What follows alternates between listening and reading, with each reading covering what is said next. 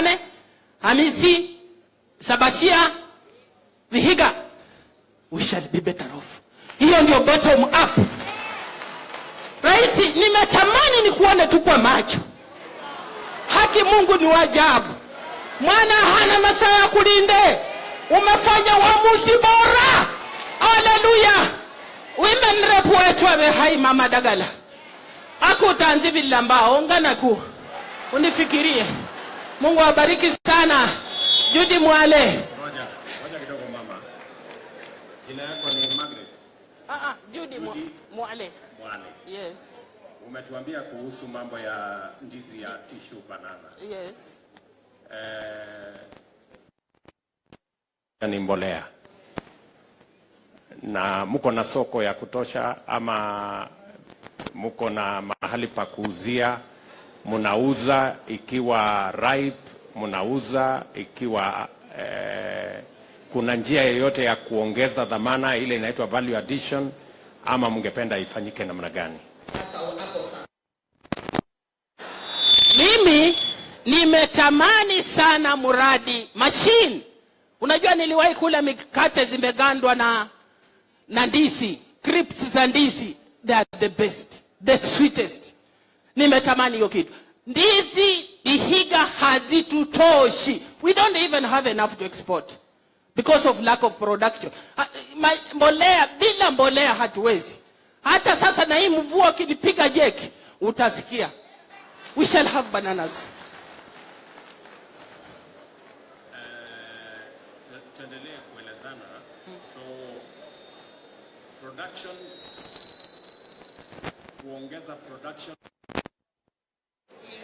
Value addition ni shida ingine. Alafu pengine ule jamaa alisema hapa kutoka Hamisi, mahali pa kuuzia, soko pia ikiuzwa barabarani iko na matatizo yake. Soko ikipatikana imejengwa mahali pazuri, mahali pa kuuzia, hiyo biashara inaweza kwenda mbele. Sinamna? Iko kiasi transportation. I forgot about the solution. Fact I'm about to ask you for a pickup. Kutoka Buhaya. Wacha kanini bwana? Nina shida. Hizi za kutoka Buhaya. Hizi za kutoka Buhaya kitambo wafikishe barabarani. And you know products za Kwanza zilikuwa za mama wajane. Sorry. First they are neglected even in the community. Ndio liona nikaanza kuleta wengine watufundike. We are having a problem of transportation na manure, and it's hard even to put food on the table. Market I don't mind. If I get a pickup, I'll even take to a place in Kapsabet. God bless you. Asante sana mama.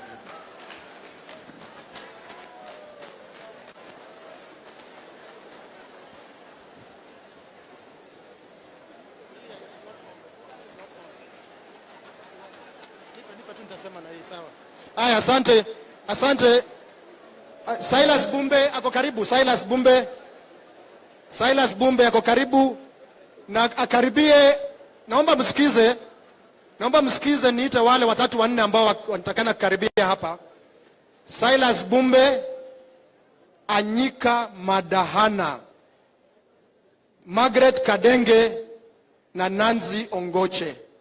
Silas Bumbe, Anyika Madahana, Margaret Kadenge na Nanzi Ongoche. Nyinyi nyote karibieni huku, karibieni. Whoever is the nearest aendelee na mazungumzo. Jacqueline Kadenyi, ni kama nyinyi nyote mmekaa mbali. Eda Atonya, Jacqueline Kadenyi, Nanzi Ongoche, Margaret Kadenge, Anyika Madahana, Silas Bumbe. Kwa hao, who is the closest? I think her.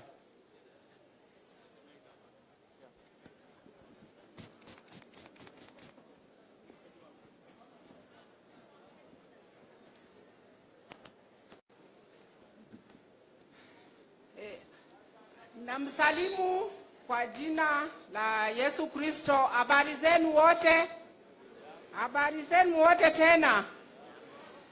La kwanza naomba nikisema ni shukurani kubwa sana kupata wageni wetu huku Vihiga County, wote mwakaribishwa. Neno la kwanza, mimi naitwa Nanzo Ngoche kwa majina vile mmesikia, natoke Muhaya, sehemu ya Muhaya. Na kwangu hapa mimi nasema ni shukurani sana kwa kutuletea mheshimiwa wetu hawa vile wamekaa hivi. Asanteni, karibuni. Na ninaomba hivi mheshimiwa, mkiwa nyinyi wote mtusaidie hivi hapa kwetu hapa Vihiga, vile tunalemewa kweli sisi kwa wamama wajane, tunalemewa kwa upande wa hiyo table banking vile wa data wetu amesema. Ili hiyo table banking ni kitu ya kusaidia wamama pamoja na vijana, lakini iko juu, malipo yake kweli iko juu. Tunajaribu sana vile tunaweza, lakini tunashindwa. Lakini kwa hivyo tunaomba mtusaidie ili iweze kuwa ya chini sana, ndio tuweze kusukuma maisha. Ni asanteni kwa hayo yote, Mungu ambariki.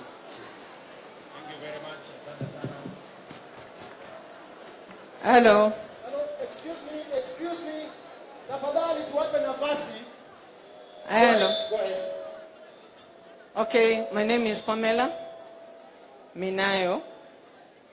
Your Excellency and protocol observed. Ningependa kuongea kwa niaba ya wale wakulima wadogo wadogo hapa Vihiga.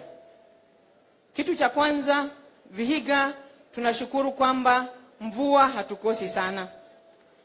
Tunayo mito mingi sana. We have so many rivers.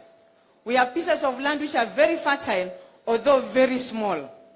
Kwa hivyo mashamba ya aina hiyo haituruhusu kufanya farming ya large scale. Utapata kwamba mashamba yetu madogo, ile kazi tunaweza fanya mainly ni horticultural farming, mambo ya mboga. But it becomes seasonal because mvua inakuja, mvua inaenda. Kwa hivyo upande wa horticultural farming, nikizungumzia sana mambo ya mboga, tungepata uwezo wa kupreserve hizi mboga, so that wakati mboga ziko mingi utapata wakulima wanaenda hasara sana. Lakini ikiwa they will be preserved, utakuta kwamba they can be sold during the dry season, ambapo tunakuwa na uhaba wa mboga, matunda na vitu vingine. Therefore, what we need is value addition factories to be able to preserve these things. Secondly,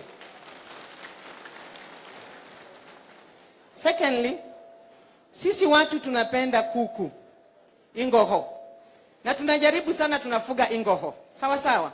But the problem is the feeds are very expensive.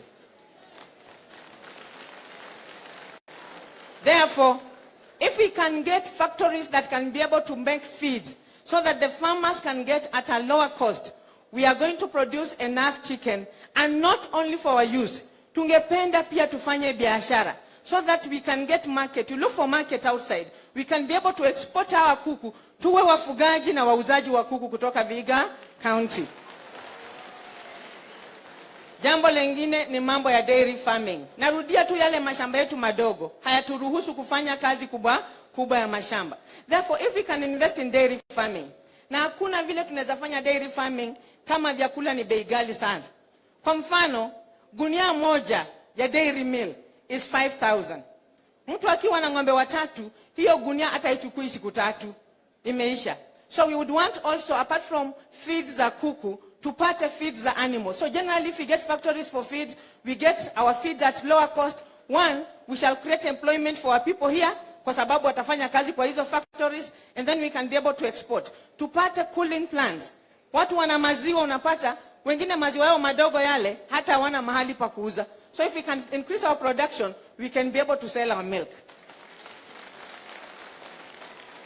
Then, lastly, my colleague talked about it, mambo ya table banking. Table banking, we are not actually so serious about the percentage, but the money is not there. If we can get money for table banking, hiyo ndio pesa itatusaidia ili tuendelee sana. Otherwise, upande wa mboga hiyo mito, we can do irrigation. na kuna watu mashamba yao haifiki kwenye mto, kwa hiyo hawawezi fanya irrigation. Wao wakichimbiwa borehole, if you can get very big boreholes, watu wafanye irrigation farming hata wakati wa jua ama wakati wa kiangazi, tutafaidika sana. Asante sana.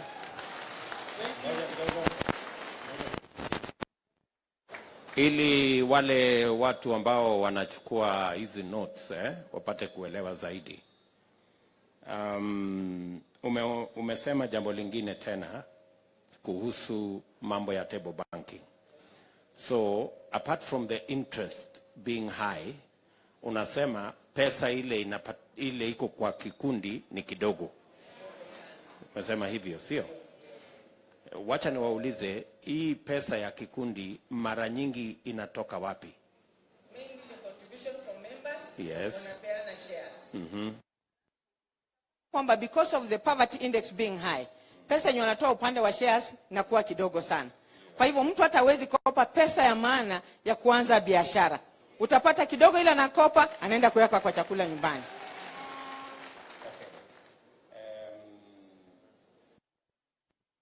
Fugaji wa kuku. So ukisema mambo ya feeds ni jambo la kweli.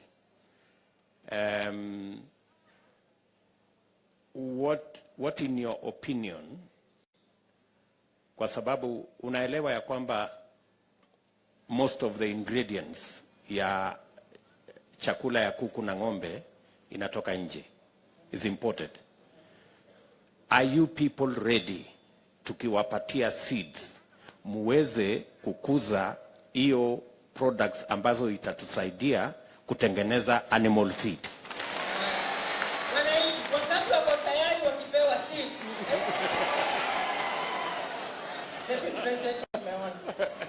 Asante, umenipatia majibu ya kutosha. Asante sana.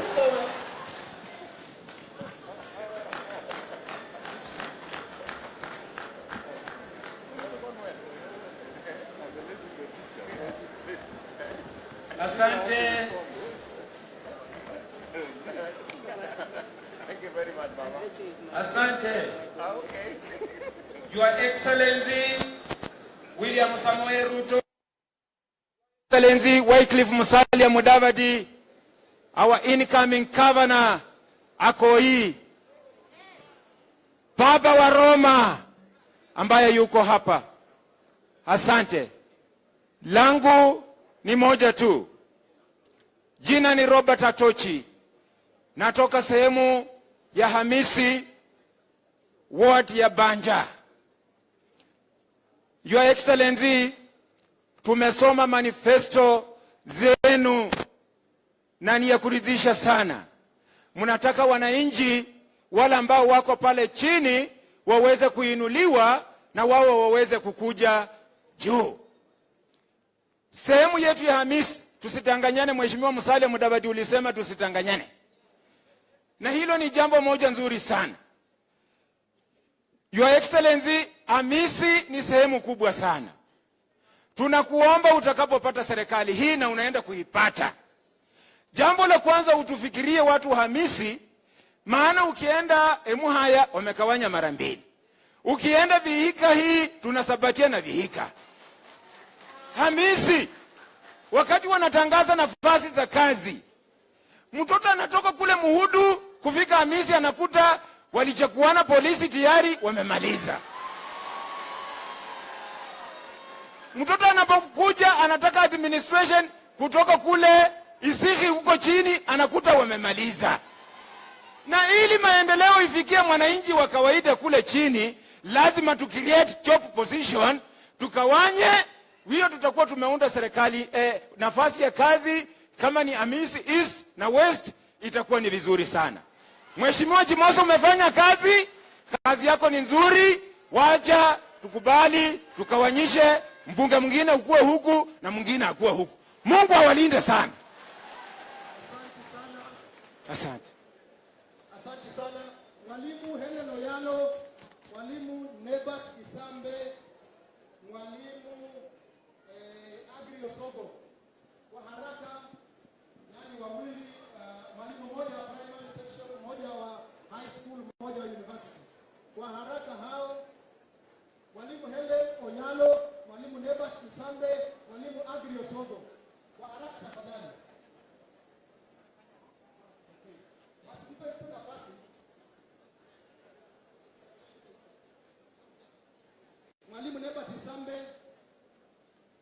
Mwalimu Agriosogo.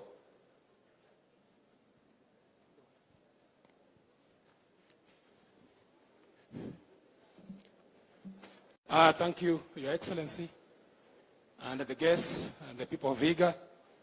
My name is Sambe Nebat, representing teachers. Teachers are, the problems affecting teachers are mostly national, not limited to the issue of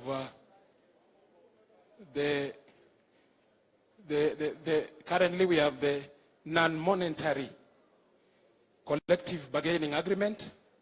How we wish your government, Your Excellency, makes that non-monetary collective bargaining agreement to be monetary. 2, the employment of more teachers in tandem with the CBC that is underway. Then the promoting of teachers who have stagnated in one job group for long.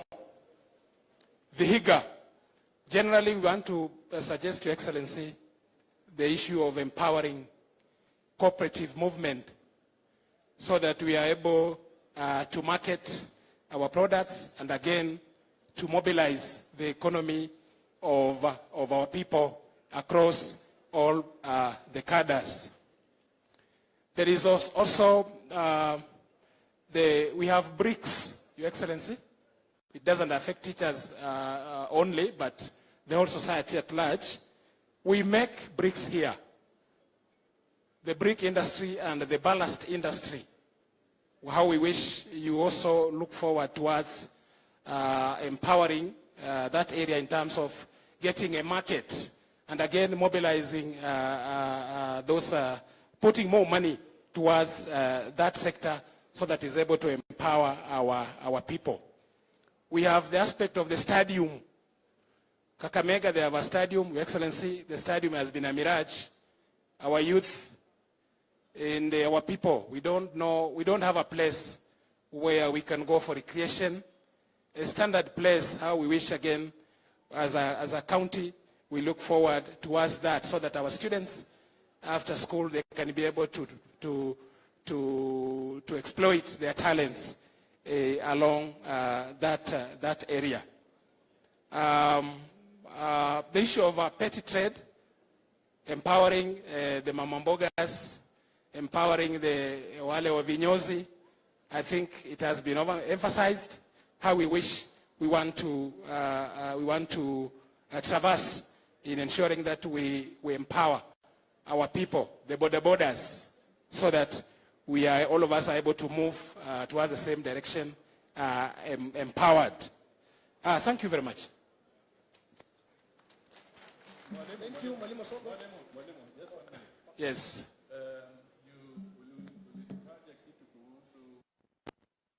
Agreement, a monetary component, and the other one something else. Can you elaborate a little? Well, I'm a trade unionist, and while the teachers were negotiating with the government, the current government, the union signed a non-monetary collective bargaining agreement. They signed a collective bargaining agreement to do with increasing the days of maternity leave. So we are saying that for us to empower the teachers, can we, when you are sent to power, and of course that's where you are heading to, I know on 10th you will be in government, we want your government, Your Excellency, to empower teachers by making that empty CBA to make it monetary. It is very key. We already have a group of teachers who are mobilizing for Kenya Kwanza here in this county, and I think we might meet you at a later stage so that we can be able to discuss that at length. Thank you. Thank you very much. As Mwalimu Osogo goes there, Mwalimu Oriano hayupo naambiwa Mwalimu Andrew Ambuvi.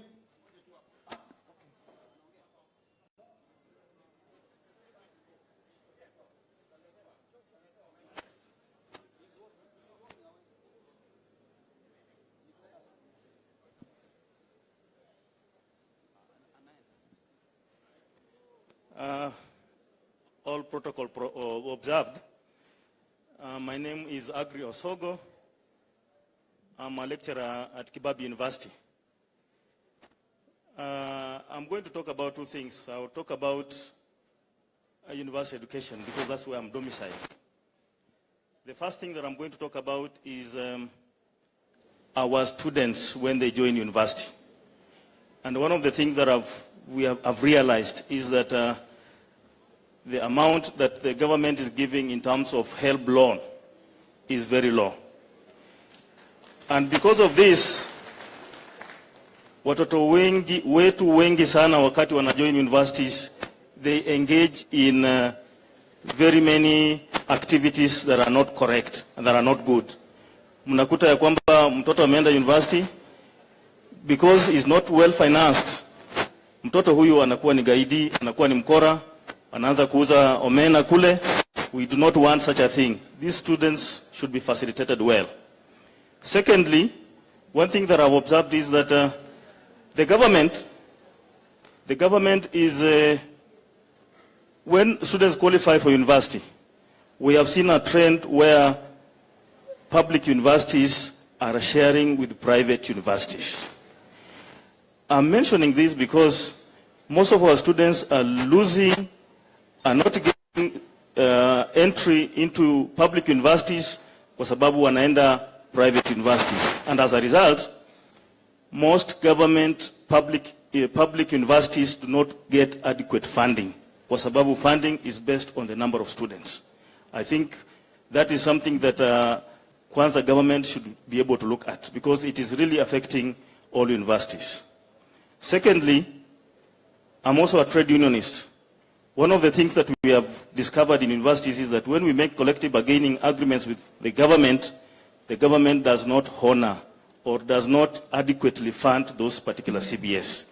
And as a result, munaona kwamba tuko na migomo mingi in public universities.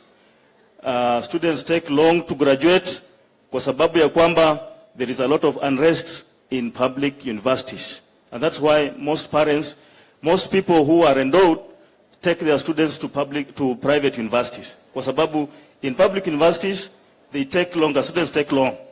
I have a student in one of the public universities, he has taken 6 years for a 4-year course. And I think that is not proper. Another issue that I want to mention is that we are talking about agriculture because my foundation, I'm a crop protectionist by profession. One of the things, particularly in this particular region, and one of the speakers has mentioned is that we have very small farms. So these small farms, if we have to do agriculture, then we have to embrace technology. We have to look at early maturing plants, those that are disease resistant. Na tusipofanya hivyo, because our farms are small, then you notice that tunatil every time, unatoa hii, unaweka hii, so the soils get exhausted. And therefore you need to replenish, you need to get particular plants that are able to withstand drought resistant, wakati hakuna mvua, ama those that are early maturing. So I want to request this government, the Kwanza government, they should be able to look at that so that we embrace technology. Hakuna haja ya kufuga ng'ombe ambayo inakupatia kikombe moja, imezana inakupatia kikombe moja ya maziwa, si ndio? So we should be able to get those particular animals that can give us more milk. So we need to embrace technology in agriculture. That is what will be able to help us. Secondly, wengi tunakuza mahindi. Na hii mahindi, we also lose a lot of maize during post-harvest. Yeah? Kwa sababu ya viwavi, kwa sababu ya weevils. And therefore then it is important that we need to enhance our storage capacity by making sure that we have maize, we improve on post-harvest technology. So nataka ku request this Kenya Kwanza government, as they come in, they need to look at that. Kwa sababu without embracing technology, then we may not be able to move far in terms of our agriculture, the way we farm and the way we till. Thank you very much. Sorry, Mr. Osogo. Yes. And an expert in, as you have said, in agriculture. Yes. I would like just for us to find out, are we doing the right crops in this area, bearing in mind that we have small farms and we have good rain? Do you have any suggestions on what high-value crops we should be doing in this area, just for us to understand? Yeah, thank you very much. First of all, we are not growing the right crop. For a very small farm, maize farming is not profitable. Even beans is not profitable. So we need to invest much more in horticultural production. Kilimo cha mboga. In fact, it is very serious that this particular county, despite the good weather, tunalishwa from the tunalishwa mboga na neighboring countries, neighboring counties. So we need to be able to grow high value crops. Horticulture we can do tomato farming. We can do so many other things apart from maize farming. Unfortunately, watu hapa wanapenda mahindi sana. Ukiwaambia tokeni kwa mahindi hawataki. But the thing is, mahindi haiwezi kupatia faida when you are on a half or on a quarter acreage of land. Let's embrace horticulture to panda mboga za kienyeji, managu. We can generate much more income from those particular crops apart from the traditional ones that we normally grow. One more. Bwana Osogo. Yes. You've had one of the participants here say that we have a challenge of animal feed. Yes. I'm sure you are aware that most of the crops that we use to produce animal feed is oil crops. Yes. Do you have any thoughts on what type of oil crops we can grow in this region that would also help us to have the raw material for animal feed? Yes. We can do simsim. You know, simsim is an oil crop that we can still embrace and grow. We can also grow palms. There are certain palms that we can be able to harness oil from those particular crops. There are many other more that we can be able to do apart from the ones I mentioned. Thank you very much. That's very useful. I is listening because we said, just hold on, Osogo. I want you to ask you one last question. Yes. We have simsim, we have oil crops yes. that actually can do very well in this area. Yes. It will not only give you more money, yes. but it will also give us the raw material for animal feed, yes. for our cows and for our cuckoos, yes. and we can reduce the cost of feed that was being said by Mama somebody here. Yes. Let me ask you one final question. Yes. You have suggested that we go to grade cows that can give us 10, 15, 20 liters, right? Yes, yes. But as a professional, how do you juxtapose that with the tradition of bullfighting? Because you are aware that the great cows are not good at bullfighting. So how will you, how do you, what suggestions do you have? Thank you. I think we must have a balance. We must have a balance because, you know, they say that traditions die hard. It is not possible that we can do away with bullfighting. We can also embrace technology by having high-yielding cows. Probably because of the farms, we can do zero grazing and be able to get the dry matter, you know, feeding those particular cows, which is recommended than the present, the current way we are rearing these particular cows. So there must be a balance. I know culture, dies hard. We must have a balance. We keep those particular bulls, but at the same time, we also have dairy cows that are more economical, that will be able to raise our economic status than bullfighting. Thank you. Asante. Thank you very much, Mr. Osoko. Asante. That's very useful. Thank you kwa niaba ya Basic Education, Mwalimu Andrew Ambubi. And as he goes, tafadhali kwa niaba ya health workers, Clara Sibiko and Walter Adoli, mje hapa karibu tafadhali. Your Excellency, Deputy President, the co-principals, and all protocol observed. Good morning. Mine, I'll be brief. I'll talk about the basic education. We have challenges in the CBC, and it has become a burden to the parents. I request if your government takes over these challenges, it has become expensive because the parents are doing all the activities to purchase file, to purchase materials, and actually it has become very expensive. So I'll propose this, that if your government can increase capitation in primary schools, I believe the CBC will actually be free, so that the parents' burden is reduced. So I'm proposing that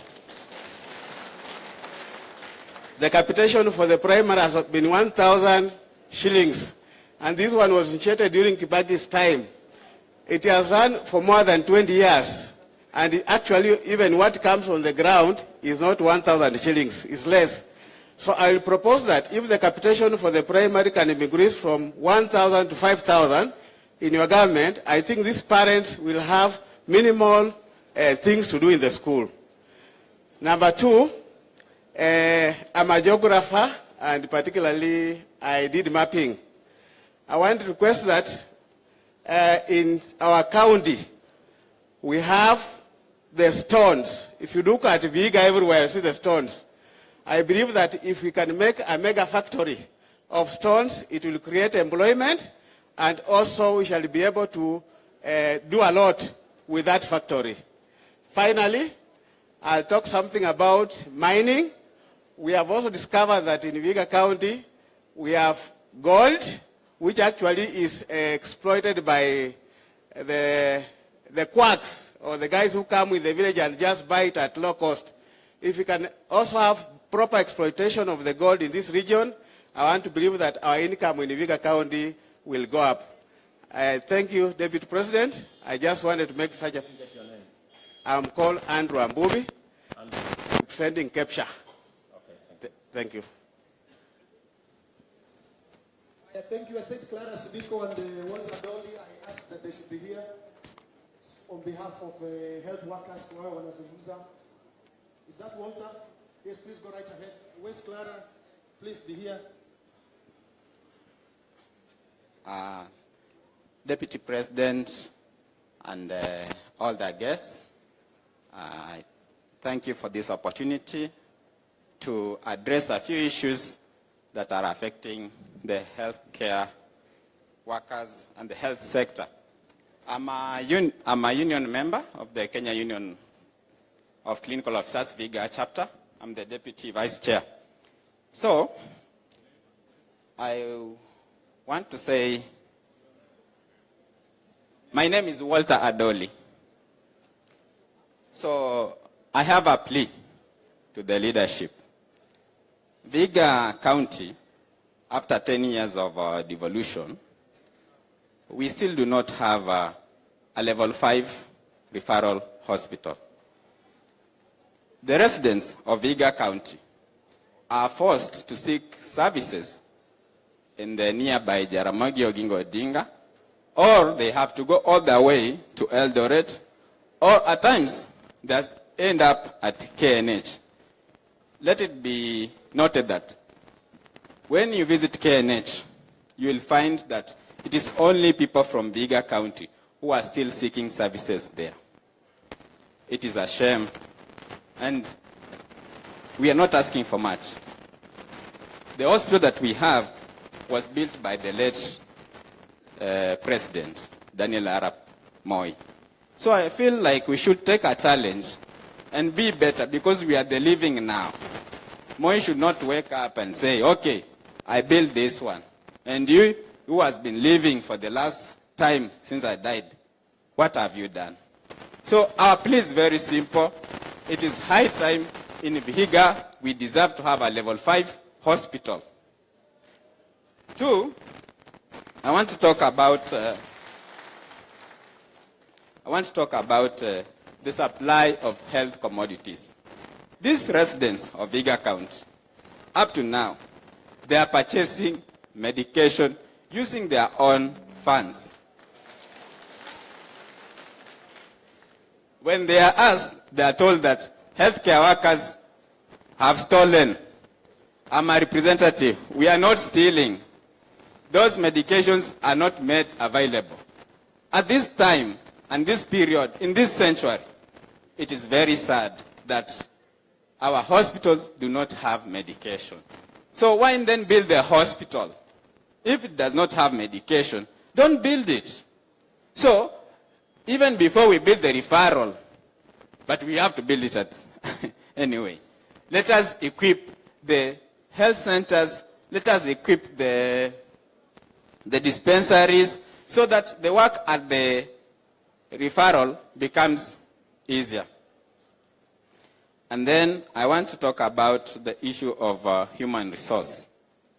About the healthcare workers in Vihiga, we have a real challenge. Smeha here is a witness. He's aware of the issues. We've gone up to court. Sons and daughters of this region were employed in the year 2019. 2019, they stayed 2 years without pay. We have gone to Senate. Senator Wetangula here was a participant in a meeting held at Sosa.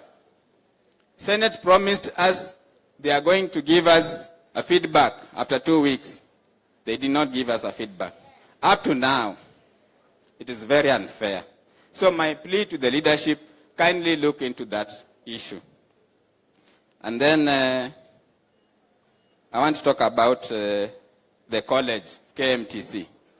KMTC set up a college to train healthcare workers who are going to take care of the residents. The KMTC is still having challenges in terms of infrastructure. They do not have anywhere they can call like a permanent place of their own.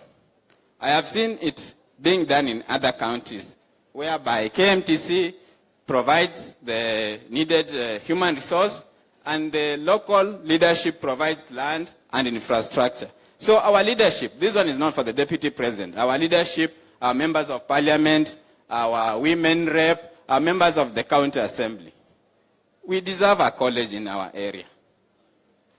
Because every other county has a college. So that's where our children, our brothers and sisters are going to go to. So that's a challenge to our leadership. Now, a little bit political. This is to the earthquake himself.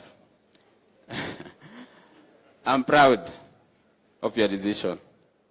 And to the hustler, I have been to Uasin Gishu County, and I want to say that Uasin Gishu County is among the leading counties in terms of health investment. There are like all types of medics and professionals in that county. So this partnership between the earthquake and the hustler should trickle down to us, bottom up, right? So hustler, wakati unatembea na Mheshimiwa Musalia Mudavadi, kindly show him this is how we do it. We want to see it. This partnership should, I encourage it. With those few remarks, thank you. Thank you very much. Walter, yes. I have a few questions for you. Yes. We already provided equipment of about 800 million shillings for a level 5 hospital in Vihiga. Maybe we need to have a discussion with the county on what are the real challenges. Why don't we have a level 5 facility in Vihiga when, like all other counties, we provided for equipment, ICU equipment, renal equipment, radiology equipment, that would actually equip a hospital and make it level 5. You have given me some homework. I will go and do some homework to find out exactly what happened. Number 2,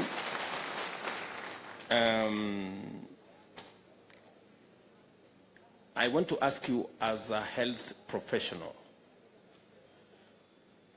what are your thoughts about the National Hospital Insurance Fund? What is its impact now, and what do you think we need to do going forward? Do you have any ideas? Thank you for that question. National Health Insurance Fund, NHIF, is I would say, for our people. But the challenge that we are having is this, that one, our people are not able to raise the premiums of 500 shillings. It's a challenge. And what makes it matters worse is that without having a level 5 hospital, because these services are offered in terms of levels of hospitals. So you find that we have a patient, yes, wants to access NHIF, but then they have to go to travel. And now when they travel to these hospitals, unapata ya kwamba they have to take care of other needs, vitu kama hivyo. So still, NHIF, I've had a suggestion. There was something about making it that those to raise the premiums for those who are employed, so that it can cover for these others. I don't know how it can work, but if it can be bettered, what I can say, just bettering the NHIF will try to ease the burden of cost. Because our people basically, when they are here, if they happen to fall sick, they're going to sell that small piece of land that is there. And it may not fetch enough. So if there's a way that NHIF can be bettered to take care of everybody, and then these services that we are requiring for NHIF be brought near to the people, it will be much better. Okay. For clarity, you would want NHIF to the reach so that it can get to as many people as possible. That's one. Yes. You're also talking about the premium. Yes. That there are people who may not afford the 500 shillings. Yes. Right?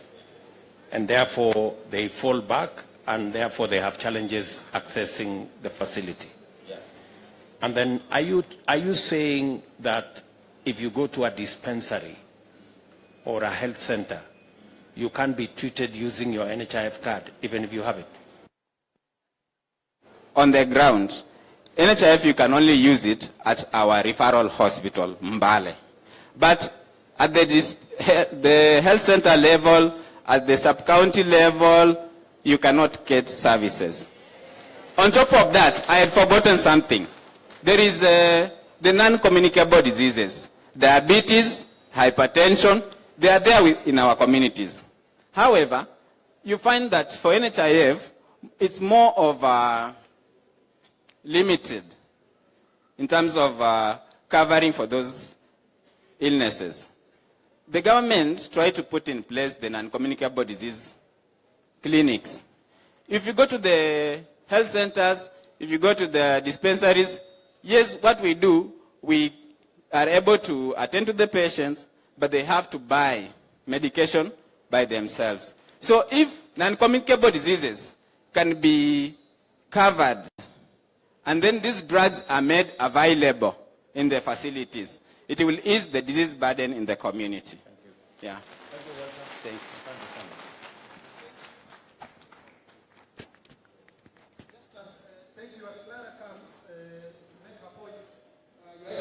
kuna vijana wawili Alex Kuya and Eliakim Makanga who will make brief points, one on something more on border, another one on technical training. Alafu we will just have two people, that is Archbishop Patrick Lehanda and Archbishop Albert Obede on the religious sector. Alafu tutamalizia na mzee John Bor kupeana vote of thanks. In that order. Thank you, Clark. Good afternoon, Dr. William Ruto, Honorable Musalia Mudavadi, Honorable Wetangula, all honorable members and invited guests. Good afternoon. Okay, my name is Clara Sibiko. I'm here to present matters on public health. Public health is key worldwide, and mostly I'm going to talk about in Kenya. Public health, it includes disease prevention, kuzuia magonjwa. Public health also includes promotion, which we're supposed to do promotions in all communities and all areas, how to prevent diseases. And then public health also includes treatment. And all these key points, disease prevention, promotion, treatment, as public health officers and my bosses and the juniors, we are not able to deliver because the resources are few. We don't have the resources to cater for the common mwananchi. Public health office, it includes the community health volunteer, who is on the grassroots, the village elder. Sisi tunaenda mpaka kwa nyumba, tukiangalia ule mama mwenye lala kwa kitanda.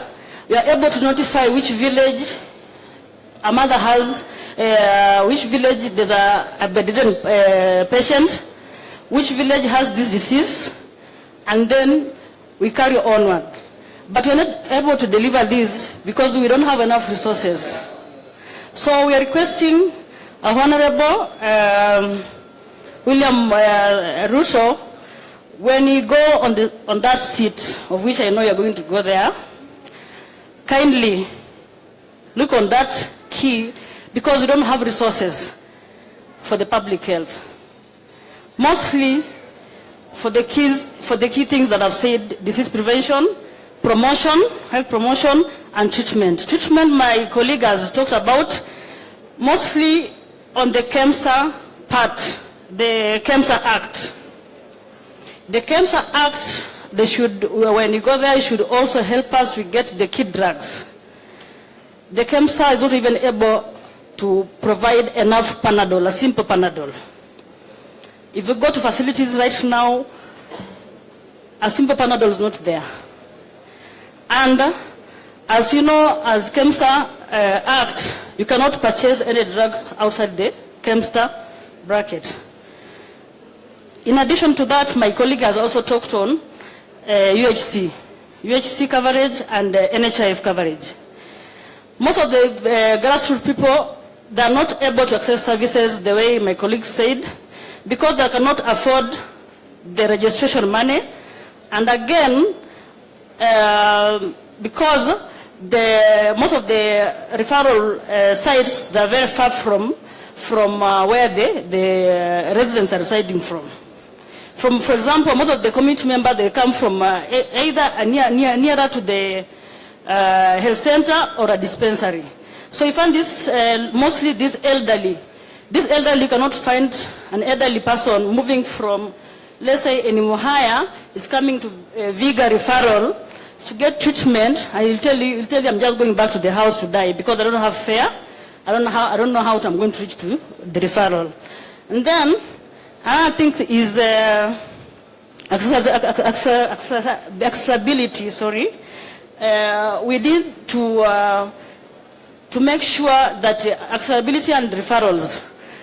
Most of our mothers, they live at home, and we get maternal deaths because we don't have a good system of referral, like ambulance, In Vihiga County, if I can tell, maybe you have 3 ambulances or 2. And you find a mother coming from the interior delivering at night. And most of the mothers they deliver at night.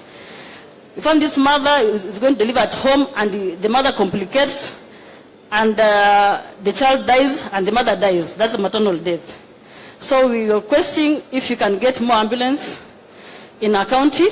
And then again, the level 6 and level 5 referral, as my colleague said, we don't have in Vihiga County, and I'm just requesting to all counties we should have level 5 and 6 for better services.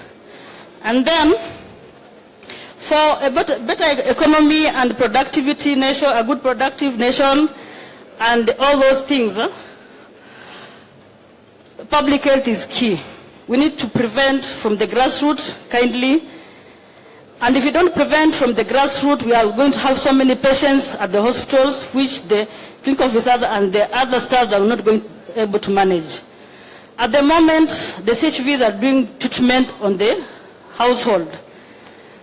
They have you have issued them the drugs for malaria, RDT for testing the malaria, but they don't have even equipment, even the simple gloves they don't have. And referring the patient to the hospital is also a problem.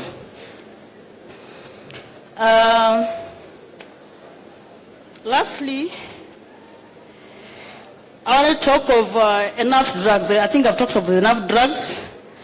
And another thing, Tena, is most of the health workers, I don't know if my colleague talked about, if you're not motivated, there's no way you can work better. Most of the health workers are stagnated in one job group. From the time they're employed, they're just working. They've not been promoted.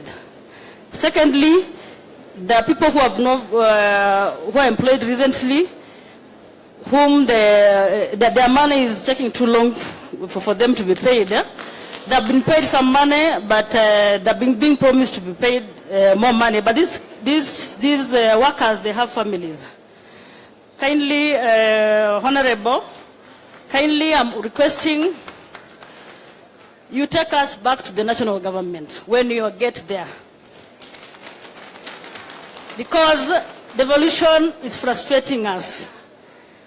And when we are frustrated, the patients are also frustrated. So for quality services, for health, we need to go back to national government. And to add in that, I want to thank you for coming in the Vihiga County and make a habit of coming to Vihiga County. Thank you. Thank you very much, Clara. As the two young men come, let the Madam Joyce Mayodi speak first. Alex,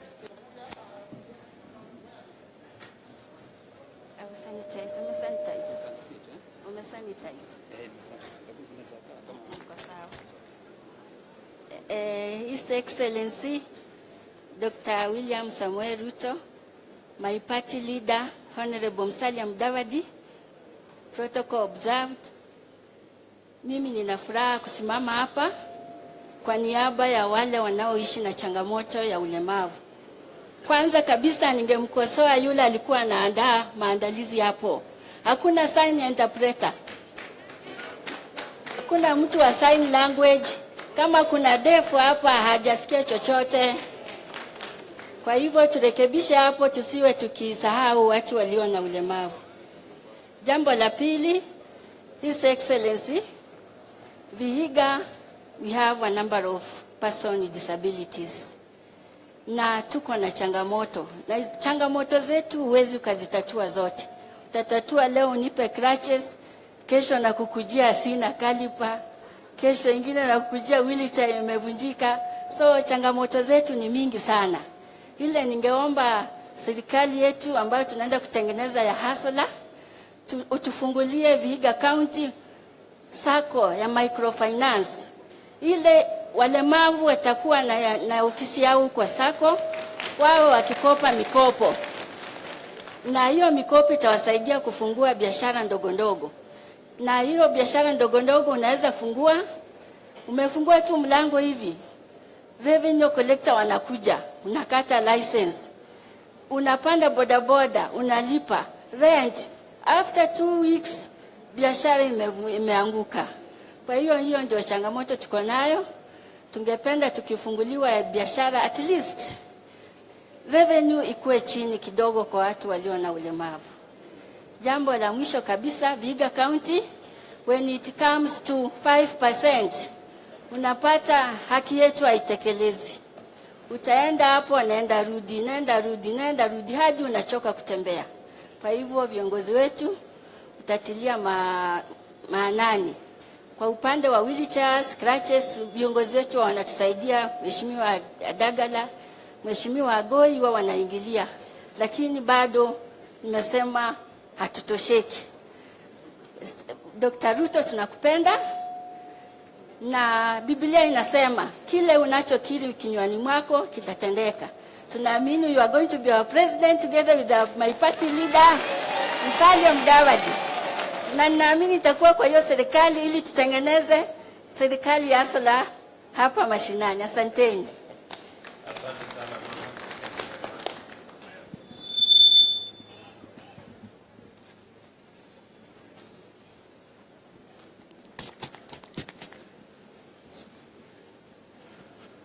Your Excellency, Deputy President, lakini mimi nimezoea kuita President, nimeanza kufanya practice.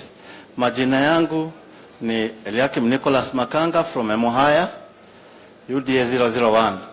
Mimi nimekuja hapa kwa niaba ya vijana wale ambao wanatoka katika vyuo vya TVET na hizi technical trainings. Najua mmefanya kazi mingi sana kuweka hizi TVET. Wewe umetueleza mara mingi zile TVET mmejenga na hizi technical trainings, lakini hawa vijana, Your Excellency, wakitoka hawapati kazi. Kwa hivyo nataka serikali yenye utaunda kuanzia tarehe 10, hawa vijana uwasaidie kutengeneza companies zenye zitaabsorb hawa vijana, sababu hakutakuwa na maana yoyote una train vijana lakini hawapati kazi. Kwa hivyo nitataka Bwana Deputy President, ukiform government uweke maanani jambo la vijana, uwasaidie kuunda companies zenye watakuwa wanapewa contracts. Alongside hata wamama hawa wameongea maneno ya table banking. I want you also to empower these women, watengeneze kampuni, wanafanya supplies hata kwa mashule hapa, wako na uwezo wa kufanya supplies hata cereals, stationery na vitu kama hizo, lakini inasemekana tu iko on paper but on ground haiko. So optimistic that utasaidia wamama na vijana katika kuform companies, ndio tusiwe tunaona those big companies wanakuja wanapewa contracts lakini vijana wamejifunza kazi na hawana kazi. Thank you, Your Excellency. Thank you, Bwana Eliakim. Niko na swali moja kwako. Tafadhali kama unaweza kunisaidia kujibu. Yes, sir. Na wengi wanaofuzu kutoka technical training colleges. Yes. Na nia ya serikali kutengeneza technical training college ni kwamba tulikuwa tunataka vijana wengi wawe na ujuzi wa ufundi, teknolojia na taaluma zingine. Hapa Vihiga kwa mfano, tuko na changamoto kubwa ya ardhi. Na watu bado wanaendelea na kugawanya ile eka moja, inakuja nusu eka, alafu inakuja kwota eka, ikielekea barabara hiyo. Wewe kwa maoni yako, ni nini tungefanya ili tuweze kufanya ile inaitwa land consolidation?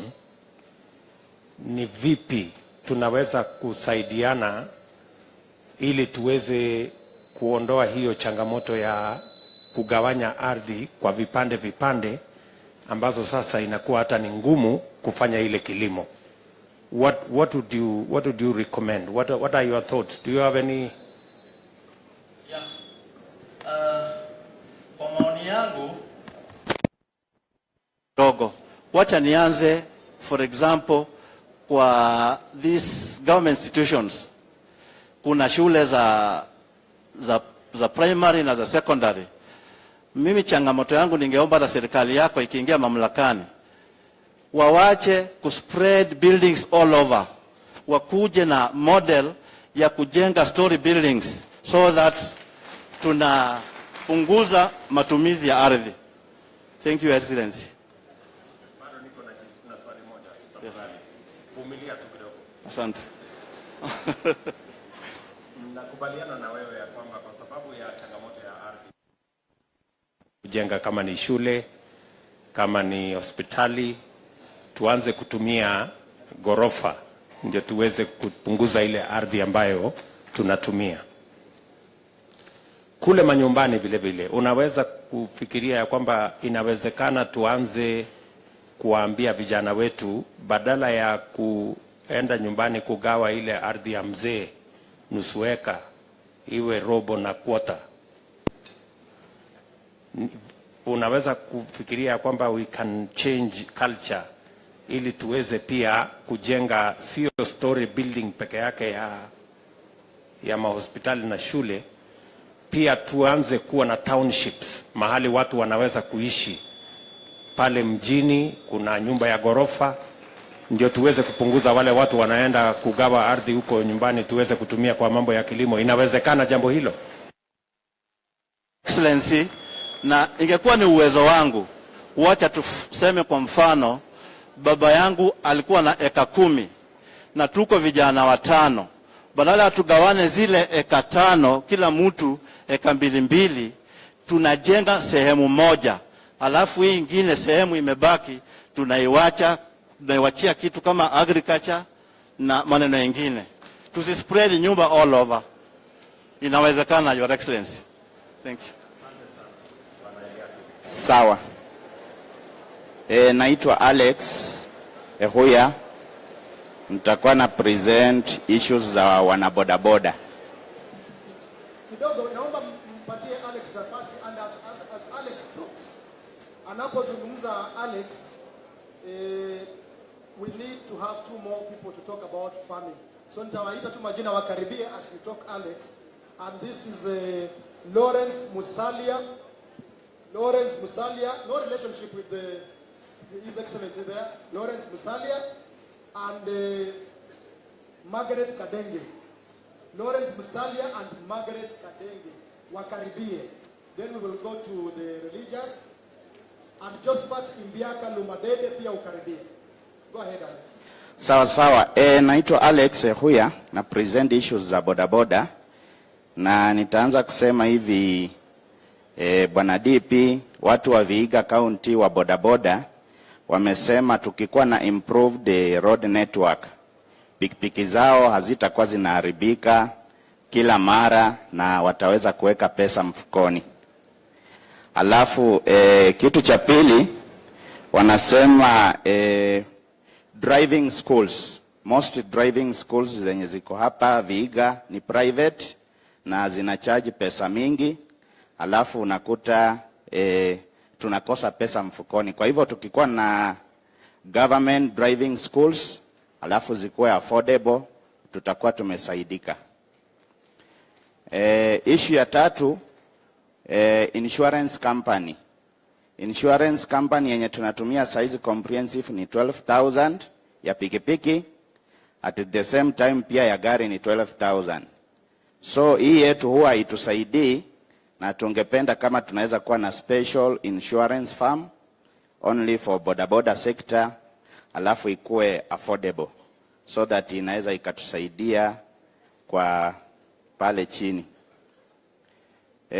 Issue ya tatu ni kuhusu loans, na hawa Shylocks wanatuumiza sana kwa saizi.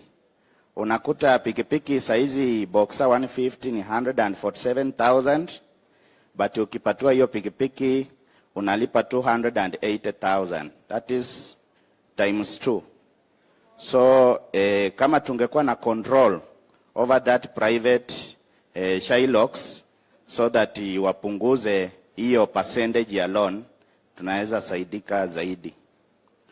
Issue ingine ni kuhusu empowerment, na kuhusu empowerment unakuta masharti ya Uwezo Fund na Youth Fund iko juu sana.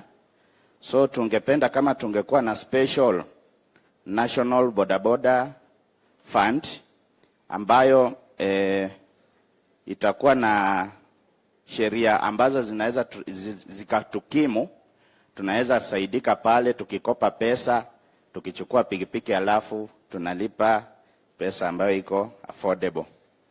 Kwa hivyo issue ingine ni kuhusu insecurity, na kama tungeweza kukuwa na special gadget yenye inaweza kutusaidia kwa pikipiki zetu for tracking.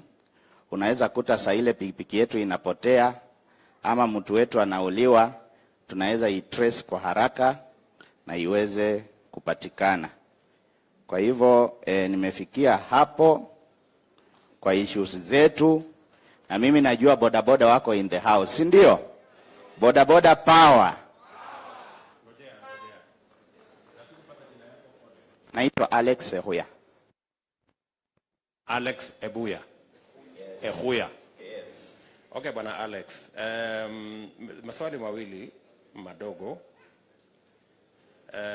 Mambo ya insurance. Unasema insurance ni shilingi 12,000 kwa mwaka. Ndio. Na insurance ya gari ni karibu hapo pia. Pia. So mungependa kufanya pengine ile insurance inaitwa pool. Yes. Ambayo mnaweza kufanya pamoja ili tupunguze gharama ya hiyo bima. Ndio. That's one of your recommendations. Yes. Jambo la pili, ile loan umesema ya 100, ile boxer ulisema inagharimu 1,147. Ninaona saa zingine tuko na pikipiki yenye iko shilingi 90,000. Hiyo ni gani? Kuna pikipiki tofauti, lakini asofu Vihiga pikipiki yenye inaendeshana na njia za huko, kwa sababu ni milima na mabonde, tunatumia boxer kwa sababu ya nguvu sana. So unasema hii 280,000 ambayo unalipa baada ukichukua loan. Ndio. Ni baada ya muda gani? Baada ya mwaka 1.5. Mwaka 1.5. Ndio hiyo pesa ina double. Alafu pia ukilemewa kulipa, kama umebakisha 30,000 wanakuja wanakuruta, so hizo zenye ulikuwa umelipa zote zinaenda. Na ile deposit pia inapotea. Inapotea. So mungependa hazina ya serikali ambayo inaweza kuwasaidia ili ukilipa kama ni 140. Yes. At least kama inaongezeka iongezeke 20,000 peke yake. 20,000 at least tukue tuna hiyo special border fund. Yes. Yenye wanaweza chukua pesa kwa serikali alafu wanajinunulia. Very good. Yeah. Alafu ya mwisho ni usalama ya wateja wenu pamoja na usalama wenu. Ndio. Kuwe na gadget ya tracing. Yes. Ndio pikipiki ama mwenye anaendesha akipotea inapatikana kwa njia rahisi. I hope our economic team have taken note of the issues this good man has raised. Thank you very much. That's very useful.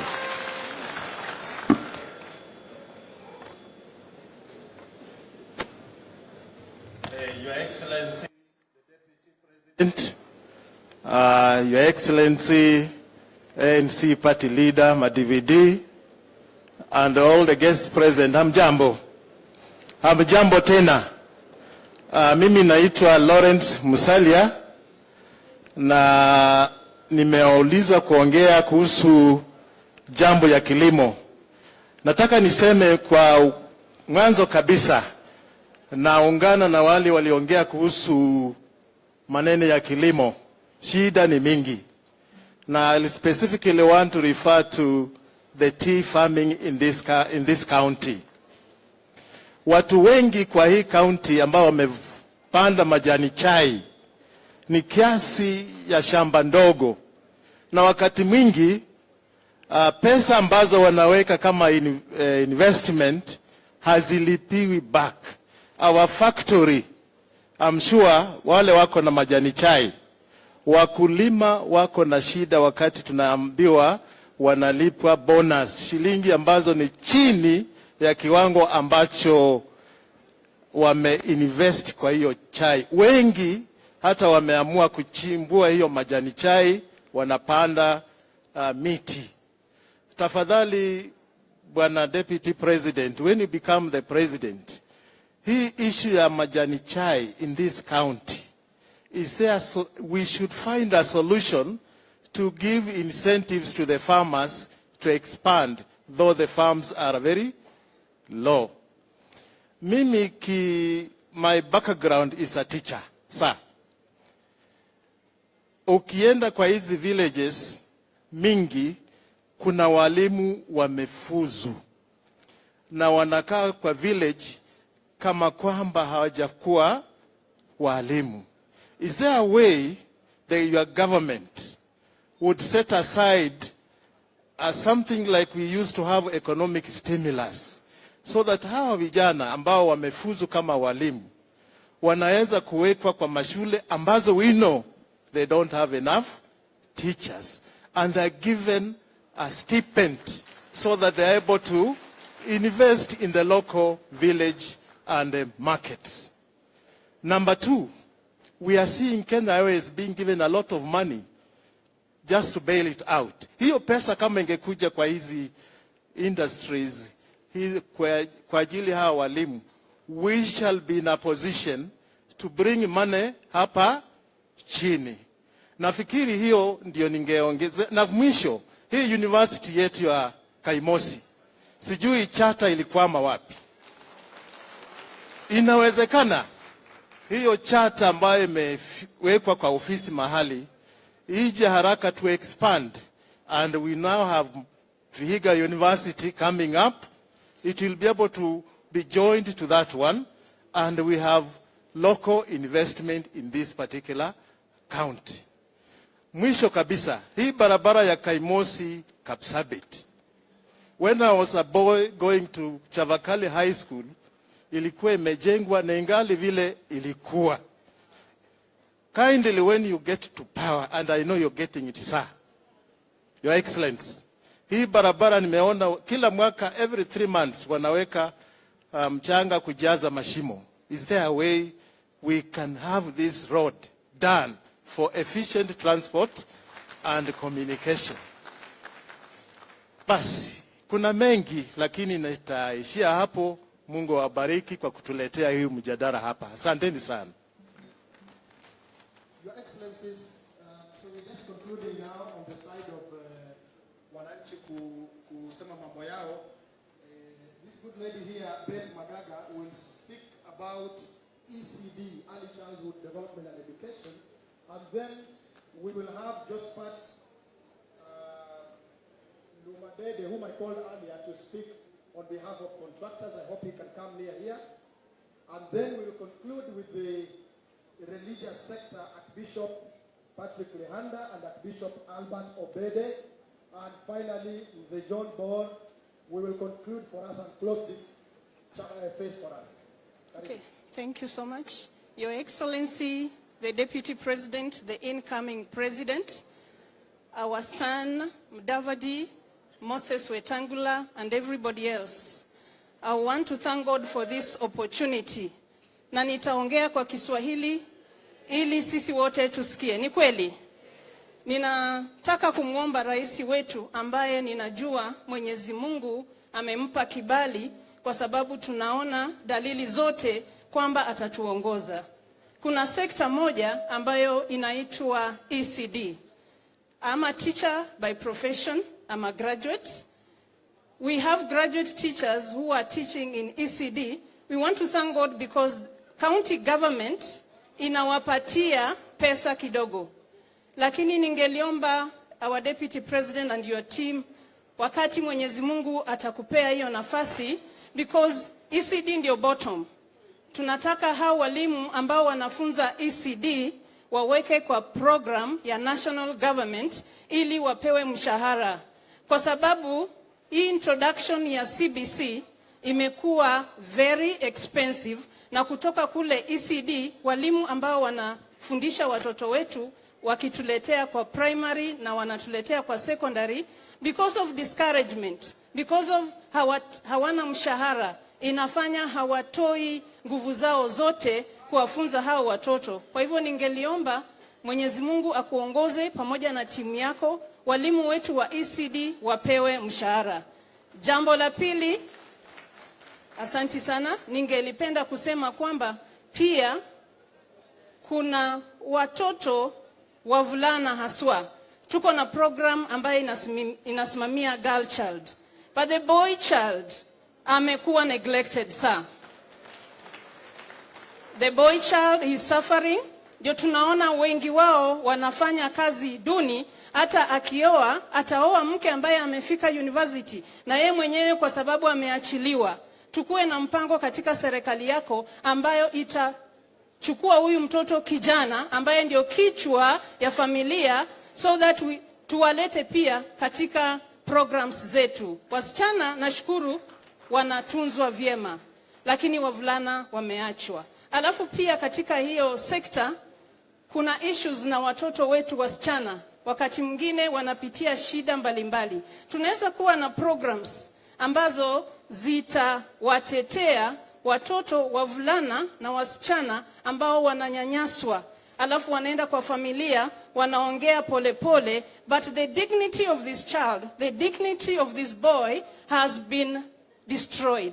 If you can have a program, and I know Mama Rachel has a nice heart for such people, we can partner and we do a program so that wale watoto ambao wanakufia nyumbani, wamewekwa, wamefichwa, we can fish for them, we can help them, we can pray with them, we can provide for them so that their dignity is raised. Thank you so much. God bless you. Thank you.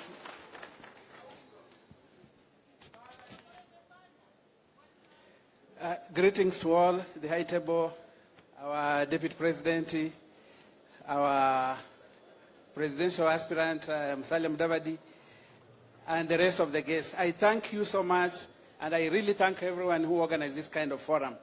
Mine, I want to be a bit more practical, in the sense, I'm a contractor. I was subcontracted on this Kisumu-Kakamega Highway. Kisumu-Kakamega Highway cuts into Vihiga County by more than 70%. I was in charge of developing structures called roadside amenities. We moved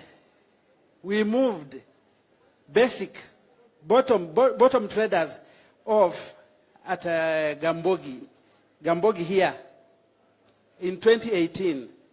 We demolished their structures. We built better structures.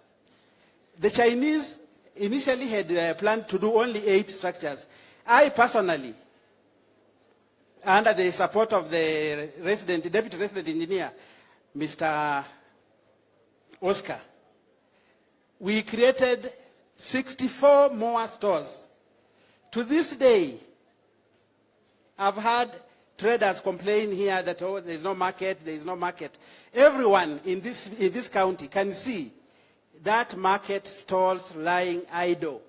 We have leadership in this county. Why are those stalls not being utilized? Traders are suffering. Traders were displaced. Nobody is operating there. I've gone to the county trade department. Nothing is working. I've approached everything. Nothing is working. We did this road from Mombasa to Kitale.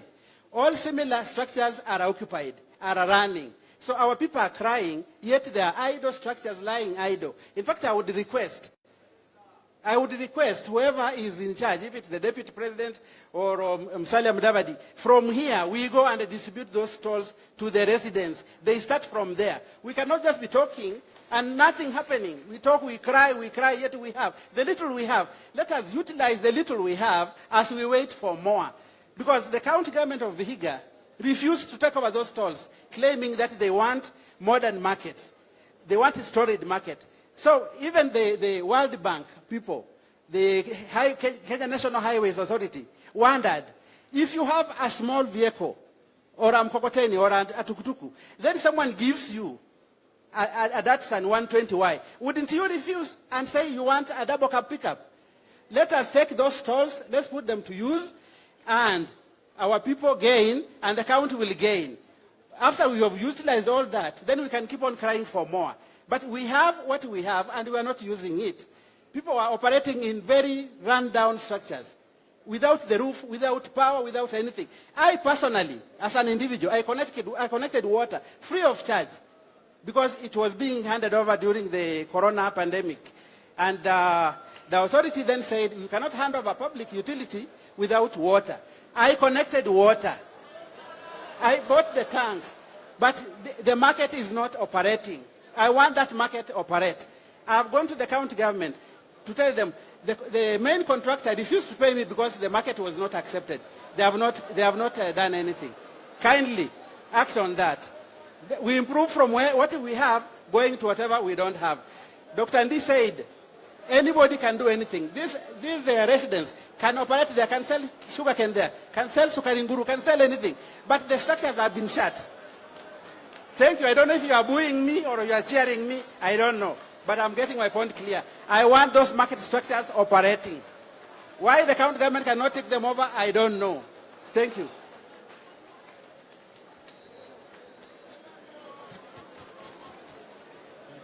Bishop Lihanda and Albert Obede, I hope you are very close by. Go ahead. Basi tunyamaze. Kwa majina mimi naitwa Kennedy Lusuri Likondo kutoka Hamisi. Na nataka kunena mambo kuhusu power so industry. Shikarika hiyo. Kuna vijana wengi ambao wanapasua mbao, bwana deputy president. Na kila mtu anaishi kwa nyumba. Hawa watu wote wako hapa wanaishi kwa nyumba.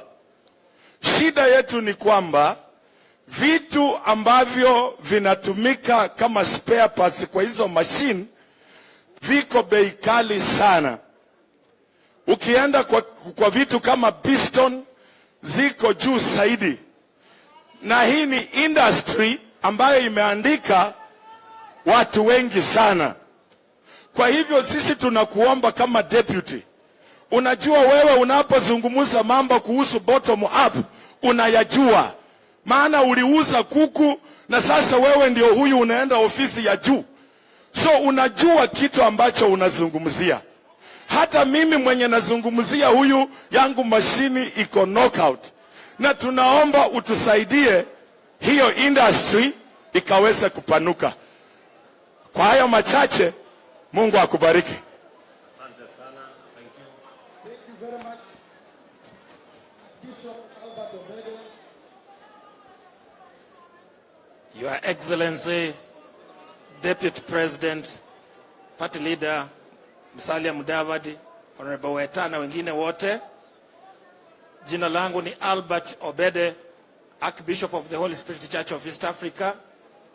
Pia ni chairman wa Vihiga County Peace Caucus. Nitakuwa mfupi sana, Your Excellencies. Kwanza, Vihiga County ina headquarters nyingi sana za makanisa. Na tulichukua jukumu la kukuja pamoja ili tuombee amani katika Vihiga yetu. Haswa tulianza kuzungumzia kuhusu watoto wetu walipoanza kuchoma shule. Tukataka kujua ni nini inaendelea. Kwa nini wanatumia madawa za kulevya? Tukakuta ya kwamba wengi wao ni wanakosa ajira, na wale wenye wako shuleni wengine wako frustrated, hawana chakula nyumbani. Pengine walimu hawasikizani shuleni.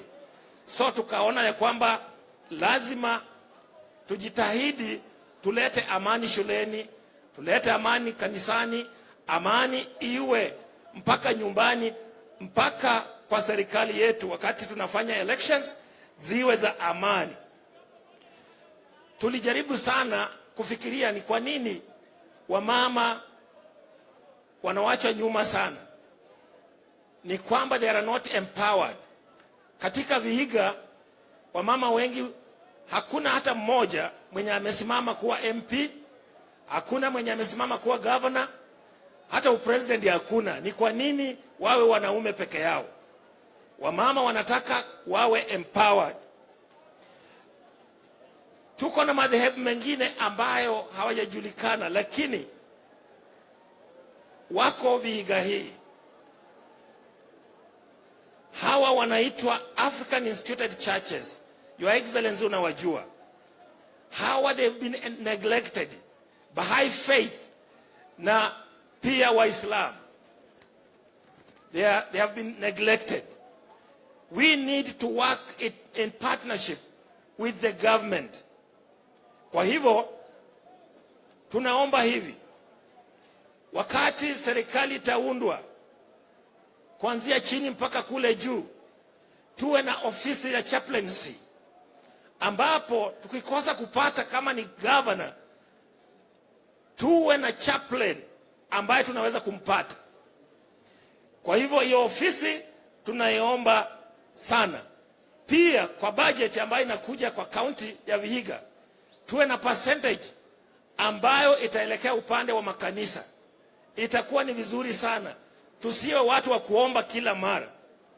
3, tungeomba ya kwamba rehabilitation centers tuwe nazo, hao vijana wetu ambao wako na shida wasaidike. Tuwe na home for the elderly na destitute. Tuwe na libraries. And in order for us to traverse Vihiga, tunaomba ya kwamba you stand with us. Utusaidie kupata loan ambayo iko nafuu, kwa sababu hata hawa priests ni watu kama wengine, wana mahitaji.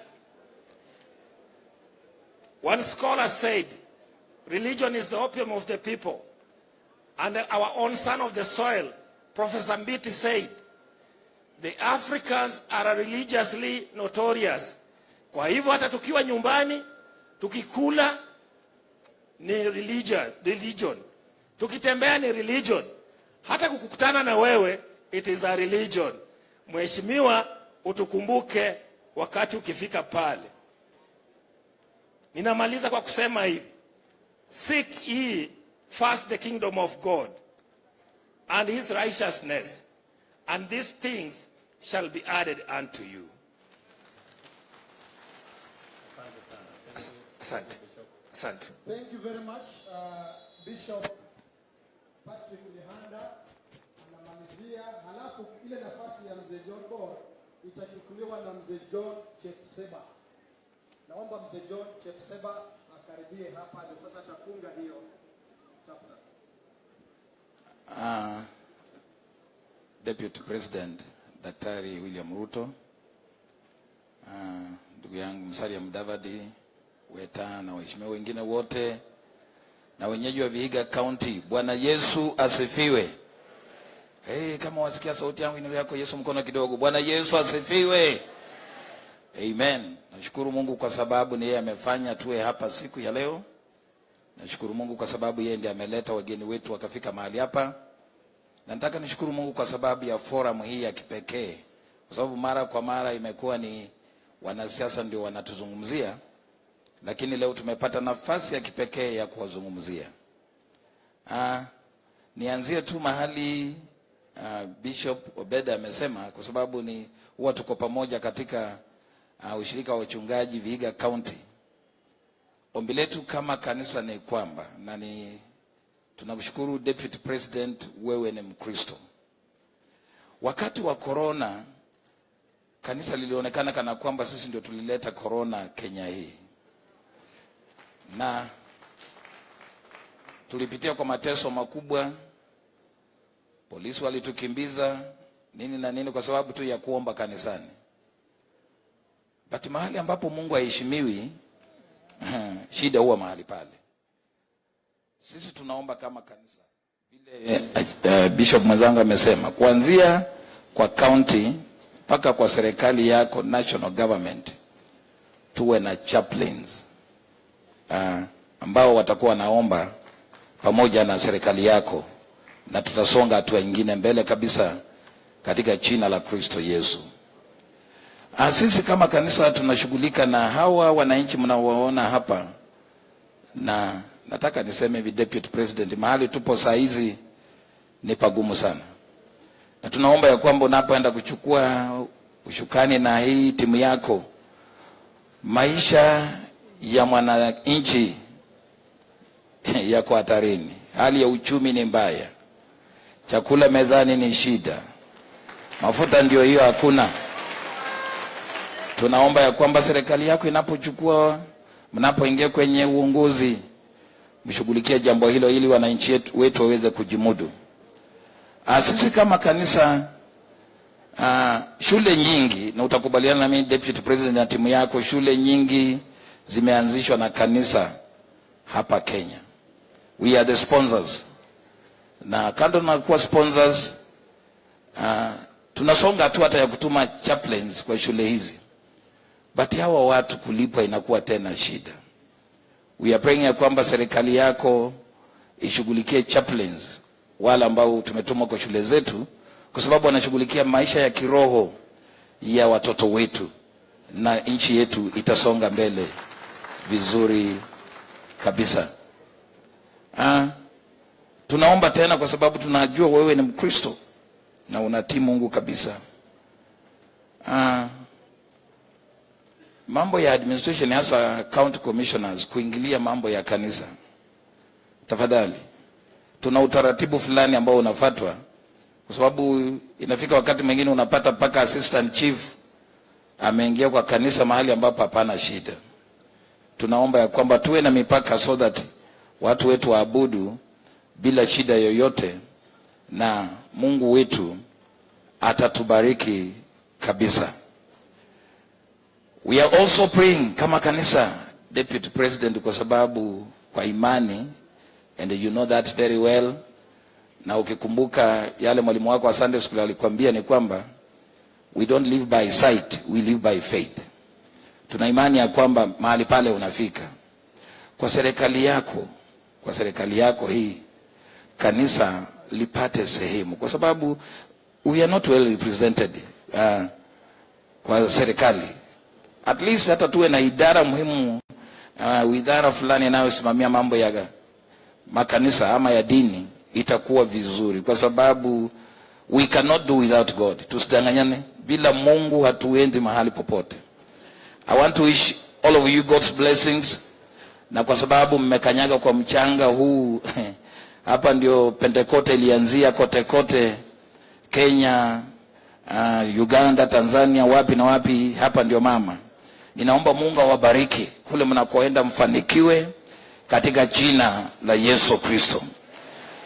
I want to wish you well, na wote ambao tuko mahali hapa, Mungu atubariki kabisa. Tunapowasikiza wanasiasa wetu, tuweke amani tukiomba Yesu atulinde tunapoelekea kwa uchaguzi mkuu unaokuja. Mungu wetu awatende mema. Na mimi kwa sababu ni pastor, I don't want to preach, but nataka nisome ule mstari tu, Deputy President. Tena wewe unajua ninakupenda kwa mambo ya kidini, nakupenda kabisa. Nikikuachia hii itakuwa nzuri, itakusukuma kidogo unapoelekea pale mbele.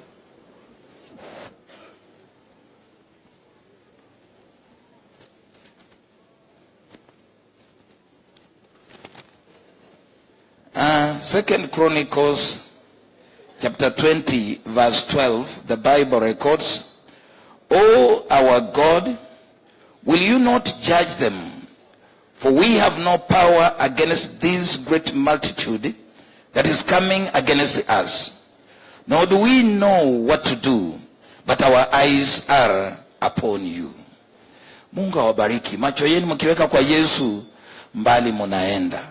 Msisahau kanisa, tunawapenda wote katika jina la Kristo Yesu. Asante sana.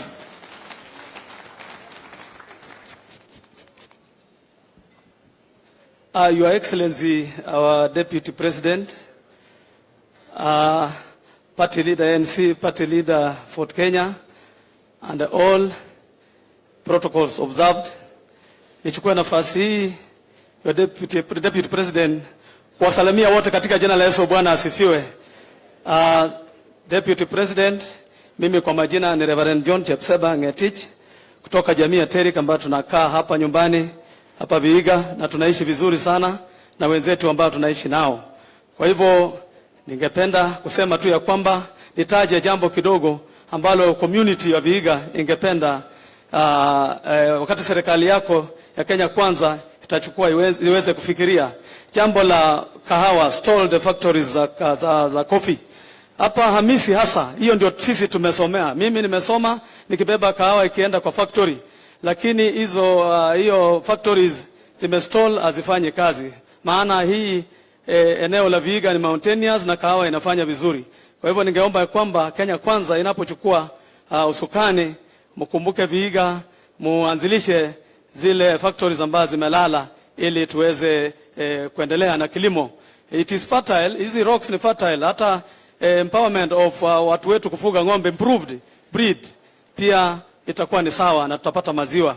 Pia Deputy President, ningependa kuchukua nafasi pia kusema ya kwamba ninaomba TTI, tuko na shamba ambalo tulipewa na community yetu, mababu zetu, ambayo liko enough for construction of a TTI in Hamisi here. It is a place called Kimogoi, and I'm appealing that will improve the lives of people who live around and even Vihiga as a whole.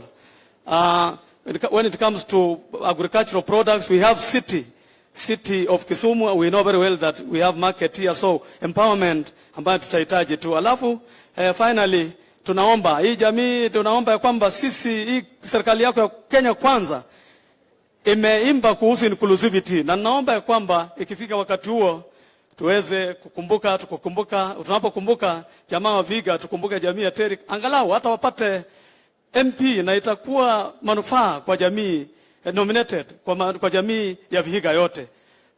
Public service nominations, we are also appealing for that when this government comes, because we know very well that this government is already there. So you are Deputy President, hapa Hamisi tumeona electricity, tumeona barabara ya Kisambai, electricity is all over. Watu kidogo tu ndio hawajapata stima. Na najua ya kwamba mkiwa pamoja na hawa vigogo wetu tutapata maendeleo zaidi katika Vihiga na uchumi wa Vihiga utaimprove. Vihiga is well known about human resource. Tuko na human resource hapa kabisa, Deputy President. Human resource Vihiga inajulikana, kwa hiyo wasomi wako hapa na tutakuwa sawa. Kwa hivyo wacha nipatie chairman naye apeane vote of thanks. Basi asante sana naibu wa rais Kongoi Boyot. Kwa majina ninaitwa John Arabor. Mimi ndiye mwenyekiti wa baraza la wazee wa jamii ya watu wa Terik. Asante sana kwa kufika hapa, na asante kwa Mwenyezi Mungu.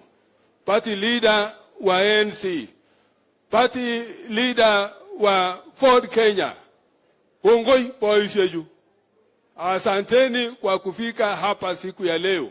Hii ni baraka ya Mwenyezi Mungu ambaye amefanya kupitia kwa kanisa letu la PAG, ndio tuko hapa. Tunasema asante. Watu wetu wa Vihiga wote mahali popote mlipo, tunasema asante kwa ninyi kufika hapa siku ya leo. Makamu wa rais, ningependa kusema jambo moja au mbili. Makamu wa rais, hapa kwetu tunaomba hata constituent university kwa hawa vijana. Hawa vijana wamesoma lakini kujiendeleza, kwa sababu universities ziko mbalimbali. Tungeomba ya kwamba hapa Nyang'ori, kama inawezekana, kupitia kwa kanisa letu tuwe na constituent university ili masomo ya hawa vijana wetu ipate kuendelea, na hiyo itakuwa ni baraka tele. Asante sana kwa serikali yako ambayo utaunda in empowering these youth, hawa vijana wetu. Makamu wa rais, these are the very important people katika mambo ya uchumi ya nchi ya Kenya, na tunasema asante kwa hii forum. Nimekuwa nikisikia Professor David Ndii, na leo ndio nimemwona. Asante sana Professor kwa maelezo yako juu ya economic bottom up. Hiyo ndio jambo ambalo litainua uchumi katika nchi yetu. Serikali yenu mkiwa pamoja ak Musalia, ak Wetangula, to uchumi utaenda mbele. Na hivyo ndivyo tunasema ya kwamba tafadhalini muinue hawa vijana wetu. Msiache hawa vijana mkiunda serikali wasio wakisumbuliwa na polisi barabarani kuchukuliwa shilingi 50 nini na kadhalika. Waachie hawa vijana nafasi wajijenge kwanza. Baada ya kujijenga basi nao pia watalipa ushuru tu kupitia jukumu hilo. Makamu wa Rais, eye boyot, sopkeny, ayuwegeny, omia Musalia, omia Wetangula, obendi kunot. Oi, obendi kunot. Ara obwotioni ni walet, ya mwisho. Ya mwisho. Ya mwisho sasa. Ya mwisho sasa, Makamu wa Rais, ni amani. Amani iwepo mahali popote mnapotembea. Tunaomba ninyi vijana muwaruhusu hawa watu wetu wanapotembea. Mpeni hao tu makofi wanapozungumza. Hapana mpa mawe. Hapana, mpeni hao makofi. Na tunajua ya kwamba serikali ndio hii. Serikali ndio hii. Ay riwe kimose. Riwe kimose bayot. Mi kimose yuripu mie. Ongoi, asanteni sana. Wacha Mungu awabarikie. Thank you. Asanteni sana, asanteni sana. Sasa kwa vile wananchi wametoa maoni yao, huwa ni nia ya viongozi wao hawa kurespond at least briefly. A comprehensive response itatoka kwa njia ya charter. Lakini at least hapa briefly kuna vile walio wamejipanga the principle ya respond. Tunaeleza sio siku ya your political leaders kuhudhuria, ilikuwa siku yenu kuzungumza, alafu your leaders hawa wa respond. Kwa hivyo nitaomba kuita Mheshimiwa Alfred Agoi ili awakaribishe ili wa respond kwa mambo hayo ambayo tumepeana. Asante ndugu Shimeka. The fifth president of the Republic of Kenya, Dr. William Samoei Ruto, the principal for Kenya Kwanza, who is my party leader, Honorable Musalia Mudavadi, principal Kenya Kwanza, Honorable Moses Wetangula, other leaders present, opinion leaders kutoka Vihiga County. Hamjambo. Murembe. Murembe muno. Mbabaramu. Mbeninzara. Bazi. Omwami awe hano. Omwami president ya koza hano. Da konde kirikindu chenyu no. Basi muchiringane mwihulizi. Muhula mwana gagege. Kubahereke wazi. Manzidi galeni munyi mwikindu chenyu no. Kwa ufupi, Your Excellency, Vihiga County is one of the most densely populated county after Nairobi. We don't have land, we don't have minerals, we don't have any resources. The only resource we have is human resource. And for you to come here and give us an economic forum for us to find out how best we can grow as a county, we are happy. We want to say thank you for that purpose. Vihiga County, in terms of growth, for the last 10 years, we have lost it. If you want to know which county you can die if you live in, Vihiga County is number 2. Namna hivyo. If you want to find out which county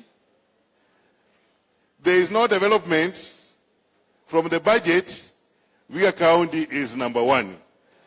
They use less than 1% of their budget this financial year or that's a financial group, any development.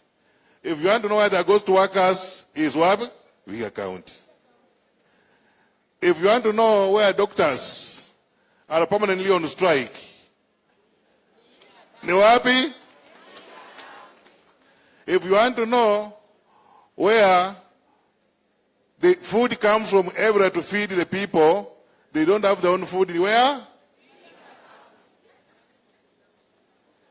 If you want to know where the biggest number of patients in Russia, Moi Rifaro, Kakamega Rifaro is from where? Niendelee ama nisiendelee?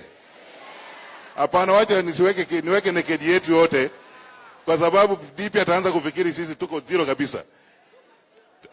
Tuko na human resource. DP, you are going to be our president, God willing, on 10th of August this year. You have listened to your people. We have challenges. We must handle food security. We must feed ourselves. We must treat ourselves. We must provide jobs for our own. We must provide water for our people. The list is endless. Your Excellency, God willing, when these people give me a chance to be their governor on 9th of August this year, I want to put my request when I come to office so that the Economic Forum can also put down the list. Your Excellency, you've heard there is no referral hospital. The two governments, the government of the first governor and the government of the second governor, have been putting up a building forever called a hospital. It has not even been ready at all as a structure. I want to request Your Excellency, when you become the president, I want to request for the special funds to complete that building, equip it so that it's a level 5 hospital. Mnakubaliana ama mnakubaliani? Your Excellency, you've heard our mamas don't have markets. It's only in Visabata we have markets. We need markets in Hamisi. We need markets in Vihiga. We need markets in Luanda. We need markets in Muhaya. Your Excellency, please order your people to record that I'll come for money for those markets.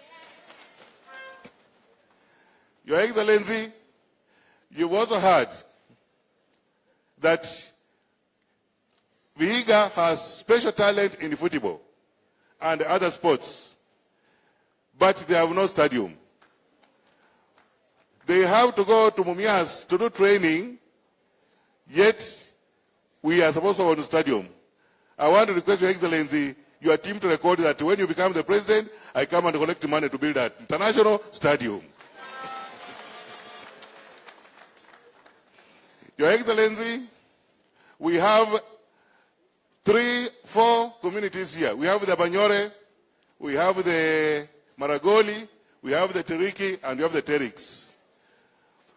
The two governments that have been around have been promising us they are going to put a center, a cultural center, for us to put our artifacts and make it a tourist attraction.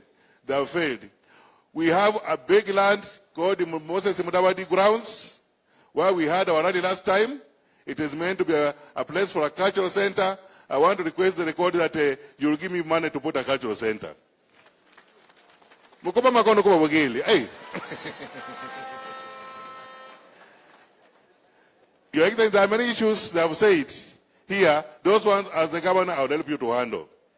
When I say, when I'll be around and they want to go to hospital, I will know you'll do a universal health care. You've said you'll have a Ruto health care card. I'm going to have an ongoing health care card. You'll help me to implement it. So that when a patient goes to the hospital, he should come home without paying anything and to be healthy. Isn't that evil? I pray you help me so that when I come, the people can be healthy. Your Excellency, these mamas do not tell you. As leaders have a lot of problems. Wazee wanakuja kwetu wanasema mama amepotea nyumbani. Tunauliza kwa nini? Tunatafuta mama anasema Shailo kumetufukuza nyumbani. Ama ni uongo? Paka tupeane pesa, walipe Shailo ndio mama arudi nyumbani kulinda mzee. Tunaomba hiyo pesa wanauliza President, Your Excellency, weka kwa ward. Ikuwe 0%. Kwa sababu ni pesa za serikali, si ndio? Wapate tu administrative fee ya 1 or 2% ili waendelee mbele. Ndio tujue bottom up is working, si ndio? Mimi sitaki kuendelea sana kwa sababu hii ni mkutano wenu na mimi nimekuwa advised by the principals that ni mkutano wao, na nitaomba tu kwa viongozi wetu MCAs wenye wako around, naomba msimame musalimie the principals led by Deputy President. Tafadhali simameni, they are all here, all 32 they are here with us. Salamieni Deputy President, na wajua nyinyi wote kwa majina, msikuwe na wasiwasi, sawa sawa, kaeni chini. Tuko na senators, aspirant senators na MPs, hebu simameni. Haya, hapo tuko na senator aspirant, tuko na Swadi anataka kuwa senator. Tuko na mama mweneza anataka kuwa mama county.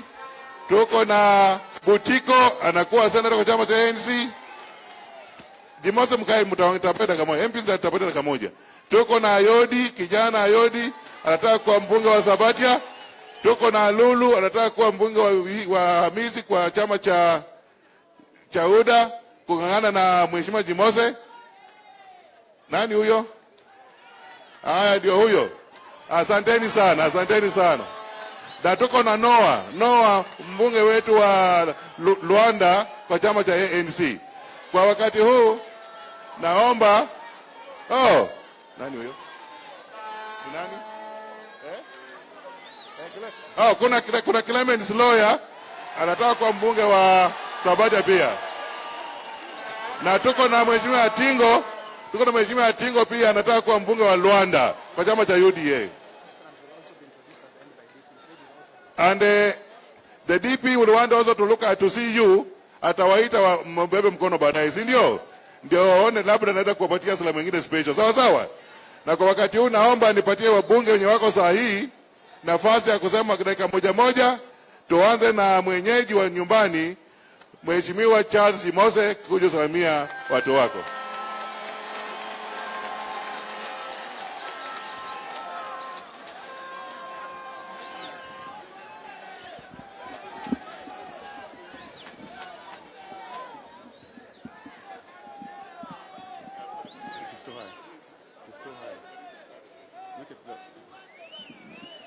Your Excellency, the Deputy President of the Republic of Kenya, Your Excellency, Party Leader Mudavadi, Your Excellency, Party Leader Moses Wetangula, members of Parliament who are here, women reps who are aspiring who are here, Mheshimiwa Dagala na waheshimiwa wengine ambao wako hapa wote, hamjambo na Bwana asifiwe.